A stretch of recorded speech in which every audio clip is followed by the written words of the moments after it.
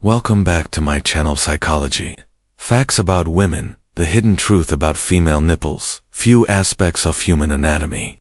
Generate as much curiosity, misconception, and social tension as the female nipple, orthosmal in size. This particular part of the body carries an enormous psychological and cultural weight. It's often misunderstood, over-sexualized, or entirely censored, depending on the lens through which we choose to view it.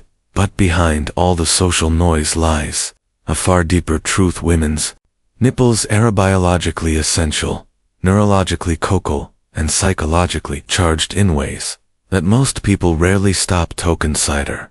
Let's begin with the biological foundation. Women's nipples serve a vital evolutionary purpose that transcends any cultural narrative. During pregnancy and following childbirth, the nipples becoming a critical conduit for sustaining life through breastfeeding. This act alone defines their biological foundation importance. But nipples are far more than just feeding mechanisms. The skin surrounding them, known as the areola, is densely packed with nerve endings and smooth muscle tissue, making them highly sensitive to even the lightest touch or temperature change. They are responsive, reactive, and deeply connected to the hormonal and emotional rhythms of a woman's body. Now here's where it gets interesting. If nipples are present on both men and women, why does society view them so differently? This brings us to a concept in psychology known as sexual dimorphism and perception, the idea that same trait is interpreted in radically different ways, depending on the gender of the person it's attached to. A man's bare chest is casually accepted, seen at beaches, on TV, and even in advertisement. A woman's nipple is met with censorship, cultural conditioning, despair, or even controversy. It's not the anatomy that's different, it's the meaning we've been taught to assign to it. This double standard isn't grounded in science or function. Instead, it's shaped by cultural conditioning. Across many societies, strict modesty norms have framed the female body as something inherently provocative or taboo, leading to the sexualization of even its most natural features. Yet in other parts of the world, particularly in indigenous and tribal communities, breasts and nipples are treated with normally and acceptance. Psychology research shows that our emotional reaction to body parts is not innate, it's learned. Exposure plays a critical role. When we're consistently that something is forbidden or shameful, it becomes psychologically carg, even if it's biologically nil. Consider this in societies where women's breasts are openly accepted as a social programming, part of the body used for feeding, comfort, and everyday visibility.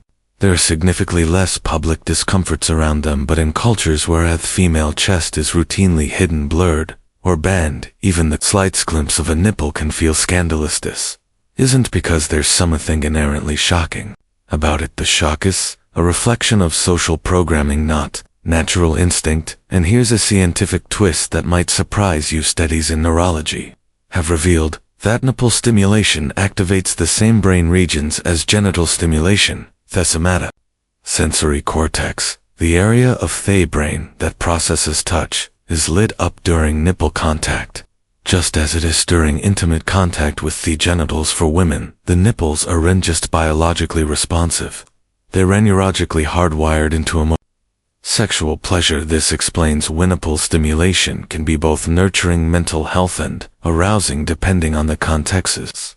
Dual role makes the female nipple credibly unique. It serves not only a functional maternal role, but also to emotional bonding and pleasure. That's not contradiction, that's complexity. And yet, instead of appreciating this complexity, society often oversimplifies or vilifies it. This leads to confusion, insecurity, and shame, especially among young women trying to understand their bodies. In a world that sends mixed messages, it's also worth exploring how this confusion impacts mental health. Women who grow up in environments where their bodies are policed or sexualized without consent often struggle with body image issues, anxiety, and even disassociation from parts of their own anatomy.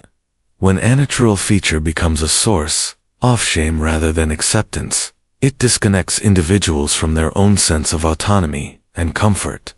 Conversalia pan conversations and body positive education can lead to greater self-acceptance, powered, and healthier relationships. Note, just with others, but with one's own self.